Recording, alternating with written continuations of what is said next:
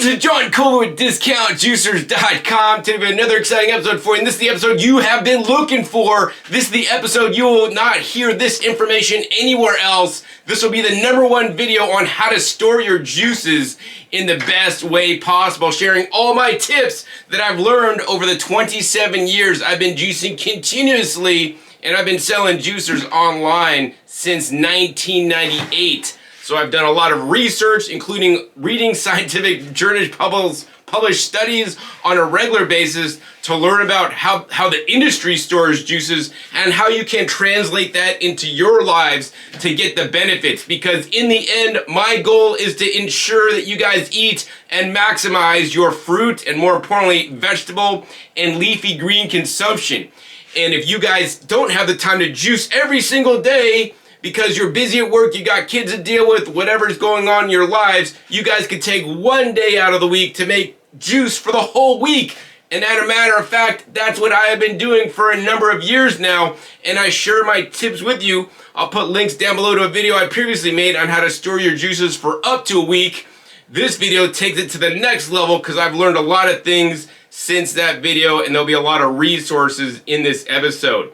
So before you forget, make sure you click that like button if you like this information that you're not going to hear anywhere else and want me to continue to share all my knowledge about juicing and eating more fresh fruits and vegetables with you. That helps out the YouTube algorithm to rank this video higher so that more people could learn how to get more fruits and vegetables in them and how to store the juices in the best way possible. I'm saddened to see in this day and age still many people online repeating the rhetoric about how to store juices, and that information is so outdated. And so I'm bringing you the latest advances that literally nobody else shares here on YouTube or even online that I'm aware of, because I've come up with a lot of my own ways of doing things, and I have found the best products that I'll share with you guys to make it happen. So the next thing I want to say is that all of these juices are juices that I've made previously, except for one I made today actually for this demo, that have been in my fridge that I store. Some of my juices I store for up to a week, even a little bit longer. But that being said, I always encourage you guys, for the best health results, make your juice with the best juicer that makes the most nutrition and oxidizes the juice the least, and then drink it as soon as possible. That is best. I'm not going to say this is a substitute for, making juice every day. If you have the time to make juice and want to clean the juice every day, surely that's the best. But I'm going to share with you guys what I do. I lead a very busy life. I run 3 YouTube channels. I run the business, got to keep my food growing, and I got to make food and prepare food every day. And so I like to juice in bulk. These are like 15 of the juices I've made that are in my fridge, except for one that I'll be using in the demo today, that are already properly stored so I can store them for up to a week. And that's what I want to share with you guys in this episode. So the next thing I want to tell you guys is I want to make sure you guys hit the subscribe button right down below and click the bell so you guys don't miss out on my upcoming episodes. And if you guys are looking to buy a juicer, please support me and give back to the information that I'm giving to you for free in this episode, because I want to make the world a better place. But also I need your guys' help so that I can power my lights, edit my videos, and make these videos for you guys. And you guys could do that by supporting me by making your juicer purchase at DiscountJuicers.com, and or even referring your friends to buy their juicer at DiscountJuicers.com. This allows me to continue my work and my service to you to share the best information about juicers, as well as other health appliances that allow you to eat more fruits and vegetables, and of course share my valuable information that you're not going to hear anywhere else. So with that, let's get into this episode. So probably the first thing I want to say is that there are enemies to juice storage. And my tips and suggestions that I'll be giving you guys, and I have 7 tips that you guys need to implement to store your juices the best way for the longest time possible without it going bad.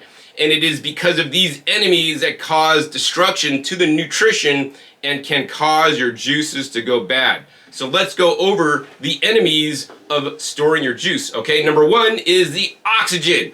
Oxygen causes oxidation. If you guys live near the ocean, scratch a car, it rusts really fast. That's oxidation at work. You cut open an apple, it turns brown. This is oxidation at work. Nutrients are being broken down. The juice will no longer be as valuable as it once was. Second enemy to juice storage is heat. Heat speeds up processes and reactions. The number 3 enemy of juice storage is light, actually. So, sunlight could be bad because we could get sunburns. And yes, your fruits and vegetables, once the cell walls are broken open, they are more susceptible to light damage than whole fruits and vegetables that are intact. Next enemy to juice storage is bacteria, but not any old bacteria. I think beneficial microbes and probiotics are good to have in juices because they can cause things like spontaneous fermentation, which I have happen in my juices sometimes. But we don't want the bad bacteria. The bad bacteria break down the nutrients and also could get you sick. And bad bacteria, if it's in your produce when you start, could multiply during storage, especially if storage is not done in the best way. And that's why, juice companies that sell fresh made juices, they have to date all their juices, which is another tip you guys might want to do, is date your juices so you know when you made it, so that they don't sell it after at 5 days or something like that, because the plate counts on bacteria growth can just go insane and those juices could get you sick, and it's definitely not fun. So the last enemy of storing your juices are the enzymes. And I know a lot of people think enzymes are good, they help us digest our food. Well, yes, enzymes help us digest our food, but why do enzymes help us digest our food? Because they break down food into smaller components so that we can digest them. So on one level, enzymes could be good, but when you're trying to store enzymes, adding enzymes to your juices cause them to break down faster. So enzymes may not be the best thing if you want to store your juices long. That being said, if you're going to drink your juices immediately, maybe enzymes may help with your digestion of those said juices. So it's like a balancing approach. Sometimes, once again, I like to make my juices fresh and drink it right then and there. Sometimes I'm going to store my juices, and when I'm storing my juices, enzymes are not my primary concern. I don't want to necessarily maximize my enzymes, but what I do want to do is I want to minimize the enzyme reactions that are happening in my juices so I can store them longer. So this next part of the episode, what I want to get into is how they have said traditionally to store your juices. All the online websites and even people in videos even made up till last year, even this year, people are still saying the same thing. Store your juices in a glass jar, right? And then what you want to do is you want to fill up the jar to the brim so that it's almost overflowing, and then cap it off. And they say and then keep it tightly sealed, and then of course keep it cold. And then maybe they say add some lemon or something or some pineapple to it because that'll make your juices store longer. So those are some good basic techniques, but if you use those techniques, I wouldn't store your juice longer than a day or two at the most. I know some juicer companies will claim 3 days storage. But you know what? To me, the air infiltration and even filling up your juice to the brim and sealing the cap, there is still oxygen in your juice in my testing. And that's not a good thing. Once again, oxidation is the main thing that happens to the juices, breaks down those phytonutrients and things like beta-carotenes and other nutrients in there that are very valuable for our bodies. And for me, those are the most valuable parts of the juice. So I want you guys to preserve those the most. So the next thing I want to share is how to tell if your juices are bad. I encourage you guys not to drink juice that has gone bad. Definitely not good. It could get you sick. Not a good thing. So that's my first step. I want you guys always to be safe. When in doubt, throw it out. And actually I wouldn't even just throw it down the drain. I would actually just pour it into your garden, onto your plants, because juices, as much as they are good nutrition for us, they're good nutrition for your plants as well. So don't just pour it down the sink, guys. All right, so anyways, how to tell if your juices are bad. Number one best way is by looking at it. If the color is significantly changed, like if this is like a bright red juice and then it gets this muddy red that just kind of doesn't look good anymore, that's an indicator that the juice has gone bad. Does that mean you immediately should throw it out? Not necessarily, because the juice color will change over time, even despite the best storage conditions. That being said, you can minimize the color change when you're storing your juices if you do the practices that I'll be sharing with you guys in a second. The next way to know if your juice has gone bad is to take off the lid and to smell it. Some people have better sniffers than others, and to me, I just made this juice. It's a tomato juice, and it really smells like tomatoes. It's totally insane how good this juice smells. But yeah, it'll start smelling off or smelling bad. Be aware, if you do store the juices in the way that I teach you guys, they can spontaneously ferment, in which case they may get carbonated, in which case it's kind of like getting a sauerkraut, so it's going to be kind of like a sour. That's not necessarily bad, and it'll kind of smell accordingly. But if it just smells rancid bad to you, once again, don't take any chances. pour it on your garden. Another way you guys could tell if juices go bad is through bacterial or mold growth or yeast growth. So if there's like funny things growing on the top of your juice, that's probably a good sign the juice has gone bad. Of course, if you have access and work in a laboratory, you could do bacterial plant counts to see how many bad bacteria are in there. And the final way I want to share with you guys, after you do all those preceding ways, is you can do a taste test to see if your juices have gone bad. So you're just going to go ahead and taste a little bit of your juice, just a little bit if you're not sure it's gone bad, and then compare how that juice tasted to the day you made it, or to the day you made it the day before. Because, you know, I'll make like 7 green juices in a row, link down below how I make them these days in the NAMA J2, and then I vacuum seal them all like I'll be showing you guys, and then every day, you know, I taste a little bit of a taste change. That does not mean that it went bad. Over time, despite me storing it the best way possible, from day 1 to the 9th day, or the 8th day, or the 7th day that I'm drinking the juice, you know, it has changed a little bit. Doesn't mean it's bad, and I've never gotten sick from any of the juices I store, but if the taste is significantly changed, then that is an indicator to me that it's gone bad, and or nutrients are kind of, I would say, changing or evolving. So now I want to share with you guys my 7 practices on how you can make juice and store juice the longest way possible. Now you could do 1 or 2 of these methods, but if you combine all these methods, that's when you achieve the longest storability. Because each of my methods that I'll be sharing with you guys basically will combat 1 or more of the enemies of juice. So tip number 1 is start with the freshest and best produce you guys can source. I literally just went outside to pick these Swiss chard leaves from my garden. I literally just plucked them off the plant like literally 1 minute ago before I started filming this part of the episode. Fresh produce doesn't have all the enzyme reactions and degradation and all the bacterial counts that stored produce can have that you may be buying that's really old. So grow your own, guys, if you really want to have the produce that stores the longest. Pick it and then juice it and process it right then and there. It'll also have more nutrition because after produce is picked, nutrient and antioxidant content slowly degrades over time. So we want to start with the produce that has the most antioxidant content, which is the best for us, but also because there'll be more antioxidant content in the vegetables and you're going to preserve those in the juice you make, those antioxidants will be there in the juice to help keep your juice preserved for longer. So if you guys can't grow your own food like I do, I encourage you guys, number 1, to go visit farms, the You Pick farms, where you could pick your own produce fresh, so at least you're picking it. Number 2 would be go to a farm stand where they actually grow the produce on site, pick it, and then sell it to you. Number 3 would be go to a farmer's market and ask the farmers, hey, when did you harvest this produce? Buy the produce from the farmer's market, immediately come home and immediately wash it, juice it, and then save it. And that's gonna be a lot better than buying produce from the store that has been sitting around for maybe even a week or so before you bought it, and then you're juicing already old produce. Of course, fresh produce also juices a lot better. The final thing I'll say is if you guys can't get out to a farmer's market, I encourage you guys to buy organic produce if you guys can afford it and if it is possible for you in your area.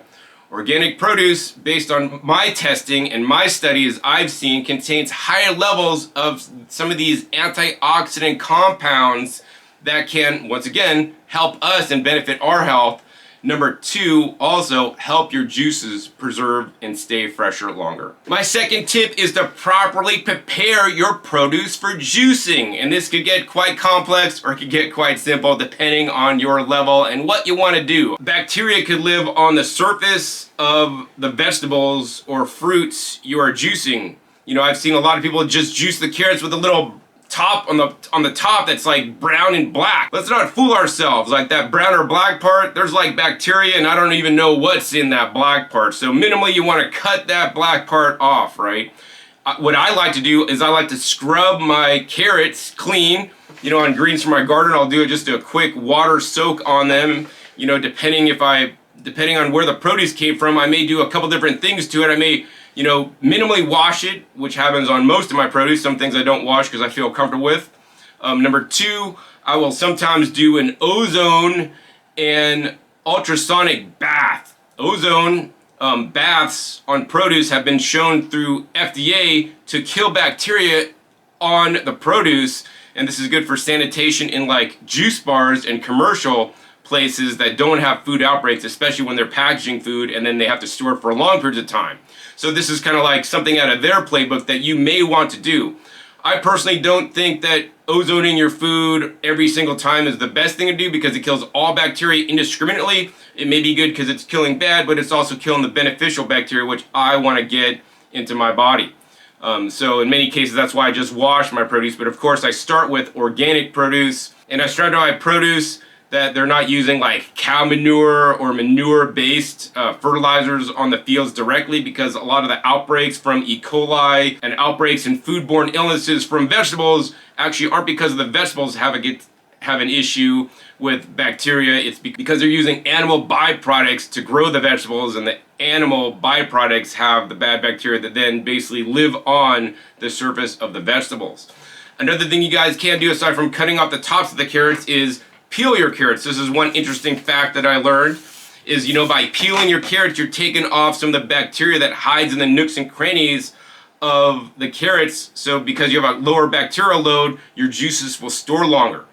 That being said, I prefer not to peel my carrots because, once again, while that could be good for bacteria, that's bad for nutrition because it's shown that a lot of the nutrition is in the peels, and this is especially true for things like apples. You don't want to peel your apples before juicing. You're losing a lot of the nutrition. Most of the nutrition in the apple, for me anyways, is in the peel, and if I had my choice, I would just drink apple peel juice all day, not even the apple fruit juice, which is the middle. So my third tip is to use the juicer that's going to maximize the antioxidant content in your juices, because more antioxidant in your juices means they're going to be healthier for you, but more importantly, those antioxidants will be in the juice so that it protects the juice for longer during its storage. So the juicer that does that the best of all the juicers I've tested is actually not a juicer, it's a vacuum blender, and doing a process that I call vacuum juicing. Links down below to videos on vacuum juicing. Nobody talks about this except for me.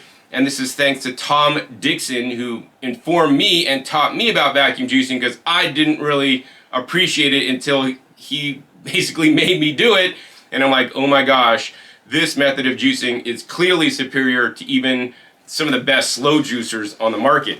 And how that works is you basically will blend up your ingredients under vacuum, yes, keeping all the fiber, right? And most important, you got to remove the air before you do the processing. Because if you're just blending everything up, you're losing massive antioxidants as proven by science.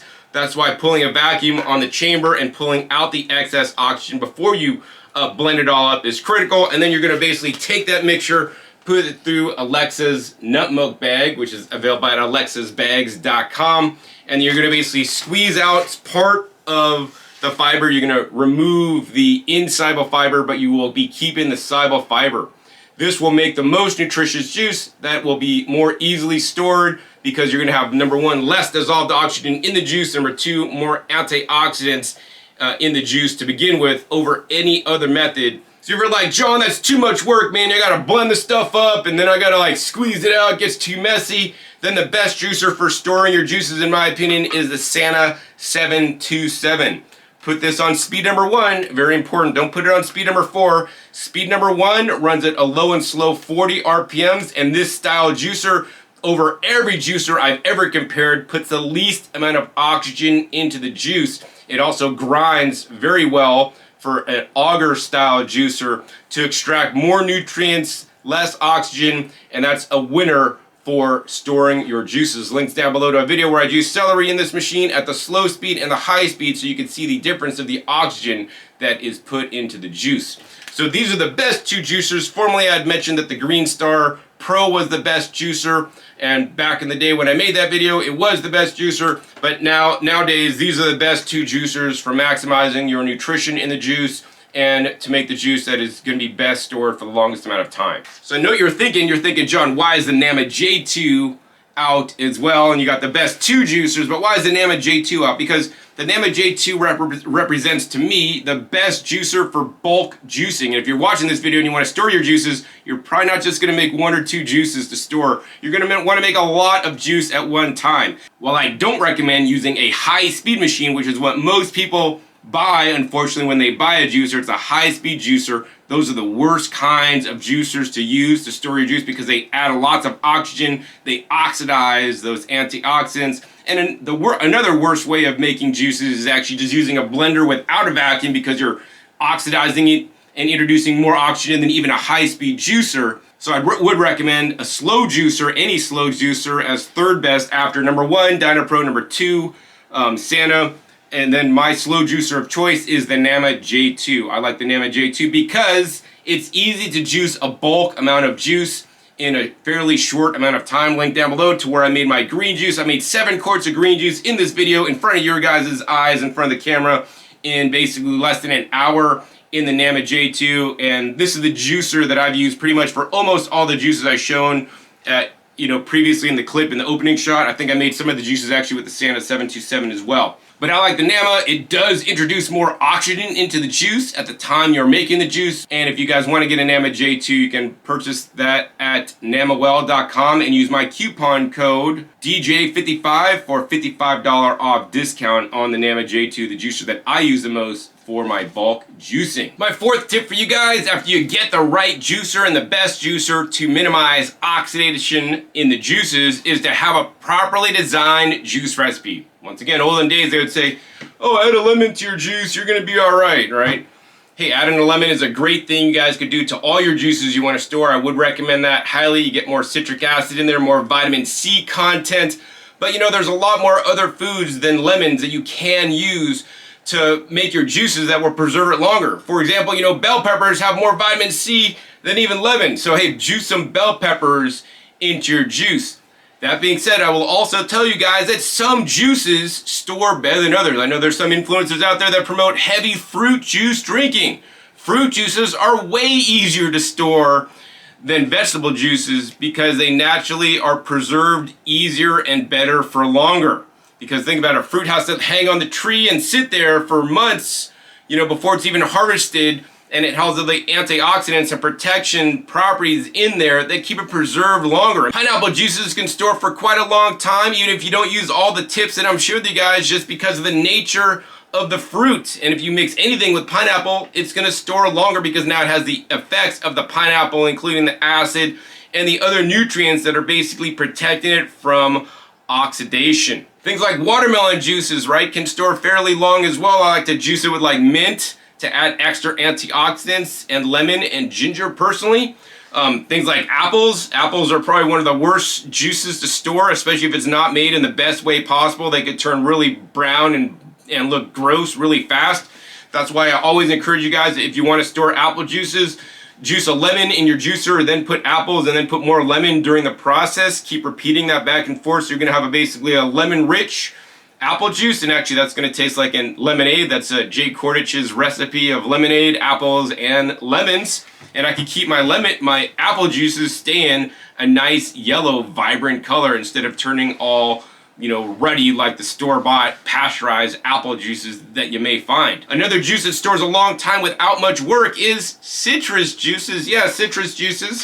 So, I got some Ojai Pixie tangerines here. They're amazing. I've been making some tangerine juice lately. And actually, I don't just juice tangerine straight. I use the benefits of the tangerine juice that will store long. I juice it with cucumbers to balance out the sweetness of the tangerines, so that now my cucumber juice, because it's infiltrated with like 1-to-1 ratio, it has the benefits of tangerine, so my cucumber juice will now store longer than making cucumber juice alone. You guys could Google antioxidant-rich vegetables, and I want you guys to juice a lot of those vegetables in your juices. The properties of the antioxidants are not only beneficial for us, but also will help your juices store longer. I want to mention 2 real fast here. Beets, especially the dark red beets, and the purple carrots, super high in antioxidants and protection factors that are excellent for us to drink, but also the nutrients in the produce will also help the juice to preserve longer. So if you guys saw that dark red juice I started out with, It has a base of like the purple and red carrots, the beets, as well as the red cabbage, another very important vegetable I want you guys to juice if you guys are juicing and want to store your juices for longer. Just juicing and making appropriate recipe can help your juices last longer, you know, instead of just juicing haphazardly. I found that celery juice alone doesn't store as well as maybe like celery juice with lemon, but then that would not be medical medium compliant if you're trying to stay on his specific program. So the fifth tip I want to show you guys is I want you guys to remove oxygen from the headspace of your juices. Right? If you guys are vacuum sealing your juices, you never want to fill up your juice container to the brim, because when you pull a vacuum on your juices, it will suck the liquid into your vacuum. So influencers that say, oh yeah, fill it up to the brim and then pull a vacuum on it, they're full of BS in my opinion, because they haven't even done it. They're talking out there you know what, in my personal opinion. All right, so that being said, you want to leave some space in your jar. So generally, you know, this is depending on the recipe, like this is straight tomato juice. Tomato juice tends to make a lot of foam in general. And so actually I filled it up maybe to like, I don't know, like 850 milliliters of juice. So how can you remove the headspace? So you want to use a vacuum pump. You might have a food saver. I've demonstrated other ways to do this with a food saver vacuum lid. You could put this in your vacuum blender if your vacuum blender is off the base so you don't blend up glass. But a very simple way to do this is that they have these kits on Amazon. This is my favorite low cost budget kit because it's just nice and clean. You have 4 lids in here and you have a simple vacuum pump. You could also even use a fermentation kit, you know, that's sold for fermenting vegetables. You know, some of those kits really suck because they don't make a good seal. This is a solid kit that I found that works. You got to make sure you get the right model of this kit. The right model of this kit will fit the wide mouth mason jars. And that's the one that I'll put a link down below in the description. Once again, links down below in the description for this specific kit.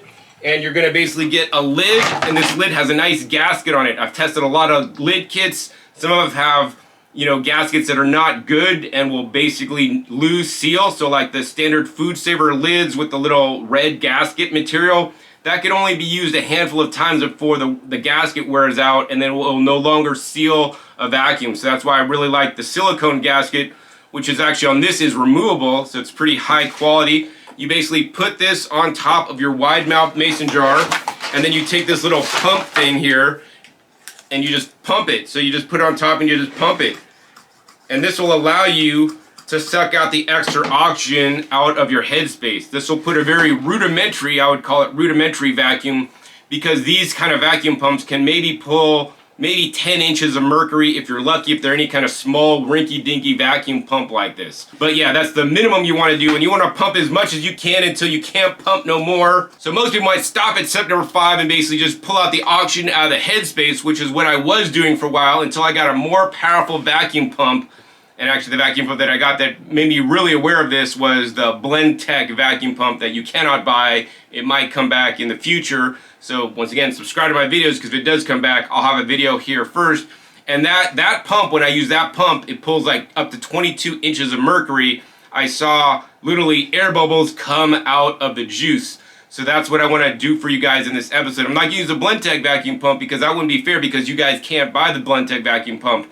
But I have found a manual pump, a specific manual pump that will pull over 20 inches of mercury as well, and also literally deoxygenate the juice. You guys could look this stuff up. I've looked this up on, like, you know, PubMed and stuff, where they actually de-aerate apple juices and even things like beer so that it preserves longer. And they've done studies that show the antioxidant content over time on a de-aerated juice versus not. So you guys could just trust me on this, but it is super critical if you guys want to store for a long period of time, and especially this point, nobody in home juicing talks about except for me. So to de-aerate, you know, especially if it's an oxygen-rich juice like this, we can't really use this because it's going to overflow. So what I'm going to do is I'm going to use a larger half-gallon mason jar instead of the quart-sized mason jar. So you guys, we could do this because what we want in this case is we want a lot of headspace, because this juice is going to foam so much, you know, it's not going to work in a small jar unless we maybe only fill the smaller jar up halfway.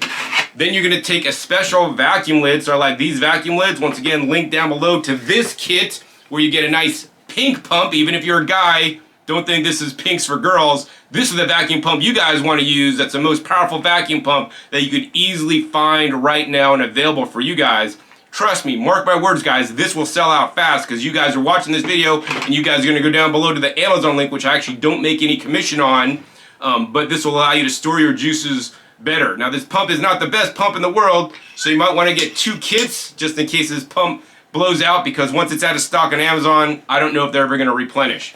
In addition, this has these nice stainless steel lids with a nice white gasket that is quite durable and reusable. Now, the issue with this plug versus the other plug I just showed you is that this plug, garbage and food could get in there, so it could be like a sanitation issue over time unless you're really careful. So we're going to put this lid on the jar, and we're going to take this pump, and yes, it is some hand labor work, and we're just going to go ahead and pump it up like 10 times. All right, you guys see that? Look at that, I pumped it up 10 times.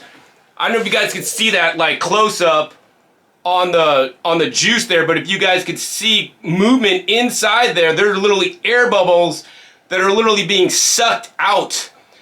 That was in the juice being sucked out, and it creates all the air bubbles on top. I'm now deoxygenating the juice. Once again, this only happens with a very powerful vacuum pump. You know, so how many times do you pump? I mean, I just pumped it like 20 times, and I'll keep pumping it, and you really feel the resistance as you're trying to pump it. And you guys can see why I didn't use this small jar, and you can see why influencers that say fill it up to the top then pull a vacuum are lame. Because literally I've created a lot of basically bubbles in this. That being said, these bubbles over time will pop and turn back into juice, but it will take some time. If you want that to happen faster, you could then go ahead and take the vacuum off this jar and look at all the bubbles go back down into the juice. Then we're gonna go ahead and store it in my quart jar to save space, because I want to have a minimum head space. We probably should pour this so we minimally oxygenate the juice in the first place. Then we're gonna go ahead and put our lid on. Then we're gonna go ahead and pump a vacuum on it. I mean, even in this jar, you guys could see I pulled up liquid, and you guys could clearly see now and there all the movement in the jar. We're still pulling out extra air.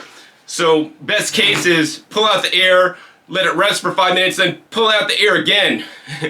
And then I'll probably pump it 2 more times and then put it in the fridge for storage. So once again, this method, the de-aeration of your juice method, I have never disclosed this in a video before, and I'm doing this only for you guys so that you guys can make juices and drink them fresher for longer. De-aerating your juice is next level stuff, and you know, I would encourage you guys to say, hey, John told me about this de-aeration stuff. He's like the juicing expert dude. You should subscribe to his YouTube channel, because I'm sharing you guys all my tips, because I want you guys to become juicers for life and make juice more accessible. My final and most important tip, and once again, all these tips should be done together. Once you have your de-aerated juice, then you want to store it in the best way possible. You want to store it in your fridge and keep your fridge cold. I literally just took this thermometer out of the front of my fridge. You guys see what it says? Well, it's going up now. It says 40 now. But basically when I took out, it was at like 36, 37 degrees. And it's gone up since I had to bring it out to show you guys, right? This is in the front of my fridge. That being said, this is a wireless thermometer that's in the back of my fridge. You guys see what it says? The back of my fridge, where the vent comes out, where it's the super coldest, is 32 degrees. So that's the most critical thing. You might need to buy an extra fridge to store your juices, so you can store your juices between 33 and 35 degrees optimally. This is the best temperature, because once again, we're preventing enzymes from working and bacteria from growing by keeping the juice colder. I notice sometimes of the year my fridge will creep up and get to 40 degrees. My juices go bad significantly faster. And if you're on, check your fridge. On many energy saving fridges these days, the recommended setting is 40 degrees to save energy. But that's not going to preserve your juices for longer. You got to bring the temperature down right above freezing. So you guys can get some simpler thermometers you guys could put in. The other tip I'm going to give you guys is don't store your juices in the fridge door. The fridge door moderates the temperature the worst. The best part of your fridge to store your juices in the back of the fridge against the wall, where it's the coldest. As you get closer to the door, especially when you open the door a lot, that's where the temperature moderate, is unregulated and doesn't keep as stable.